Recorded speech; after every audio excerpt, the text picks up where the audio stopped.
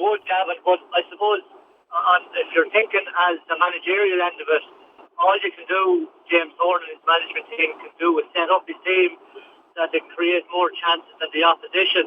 And unfortunately, James Thorne can't kick the ball over the bar, or he can't convert the penalty, and I think that's what cost them. I don't think they got too much wrong in terms of their setup, because I think it was just down to the finishing. Tyrone were way more clinical and probably took a few more chances as well in terms of long-range points. Mayo probably tried to work the ball into the scoring area early on, when they probably had easier opportunities to kick it over the bar from, I know it was from distance, but with less pressure.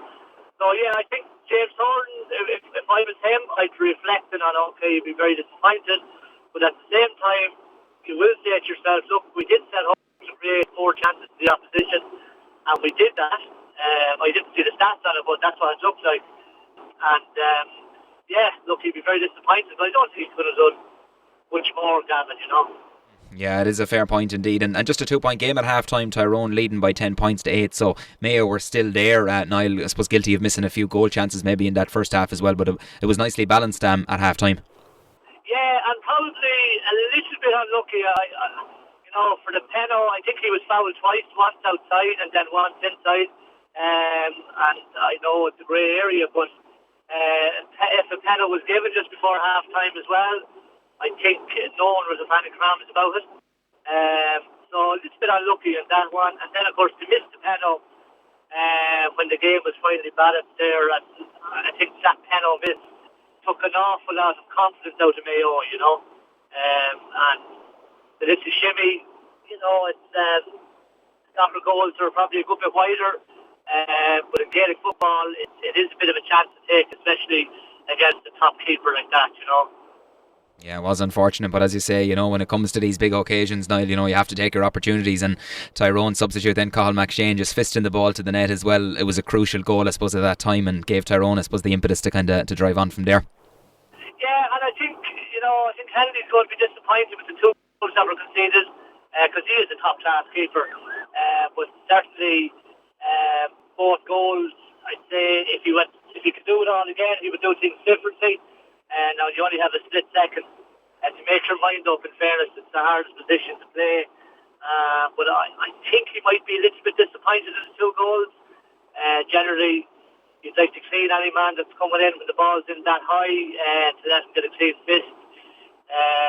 You know, and if you think about the Tyrone keeper coming out, you know, he was off his line very quick on two occasions to stop probably half goal chances as well.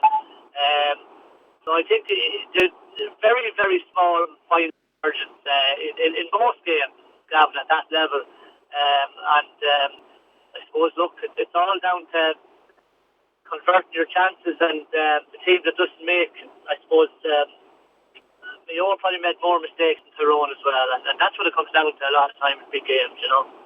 Yeah, certainly so indeed. Niall Morgan having a huge influence as well in the Tyrone goal, as you mentioned, and I suppose just the second goal then was, I suppose, the final nail, I suppose, in the Mayo coffin, Niall, with Darren McCurry fisting to the net, a brilliant team goal, great mark before that, and you know, Tyrone on the day as well, you know, when they attacked at pace, and they were able to finish as well. Yeah, and you know, when you watch the goal again, I think Henry got a rush of blood to the head coming out.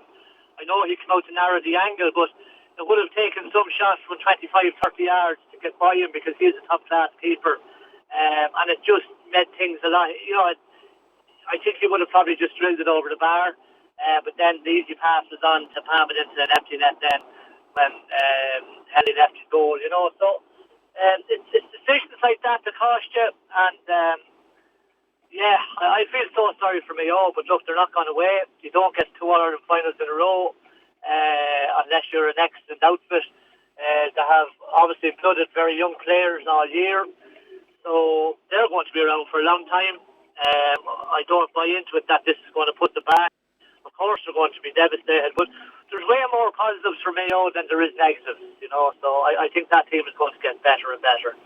Yeah, more heartbreak for Mayo, but this Tyrone team as well, Niall, they're going to be around for a while as well, and a great achievement for Brian Dewar and Fergal Logan, I suppose, in their first season as well, to bring back the Sam Maguire. Of course, Dewar had done it as a player, and Padraig Hampsey having the honour of lifting the Sam Maguire the other day as well. So, this could be the start of a good few years for them as well. Oh, absolutely. It's going to be intriguing now. You're going to have Kerry, Mayo,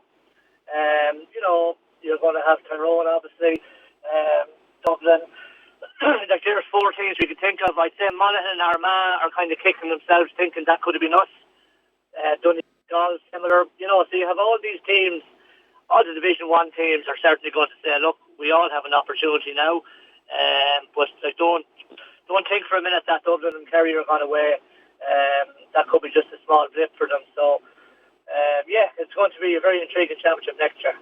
Yeah, it certainly will indeed. And just before we leave you go, Niall, obviously the football championship as a whole, I know it was knockout again this year, and it probably, a lot of people alluding that it suits the bigger counties. There was no second tier competition this year, so going forward now into 2022, what would you like to see now as regards maybe the championship format for next season? Yeah, look, I mean, it's widely known that I'm still against the B championship. The romance has gone out of it when you don't have a back door, which we didn't have in the last 2 years, because there's always teams getting big wins. The lower teams from Division 4 would get a big win. There might be a Division 2 team and sometimes Division 1 team. So I think if you go to a second tier competition, that's gone. It's not going to get the same publicity. People will pretend it will, but it won't. And we can see that with the hurling end of it.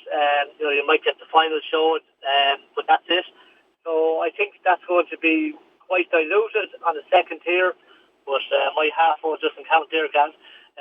I still prefer that everyone should be entitled to enter in to the Sam Maguire, and my feelings won't go away from that. But excuse me, I just think the backdoor system is a great system, and if there is a second tier, I think the winners should be allowed straight back in at quarter-final stage, just to have a bigger carrot for that second-tier competition. Yeah, well, I'm sure that's a debate for another day and will happen over the next couple of weeks. Niall Carew, great to get your views, great to have you on the show, and appreciate you taking the call. No bother, Gav. Thanks very much.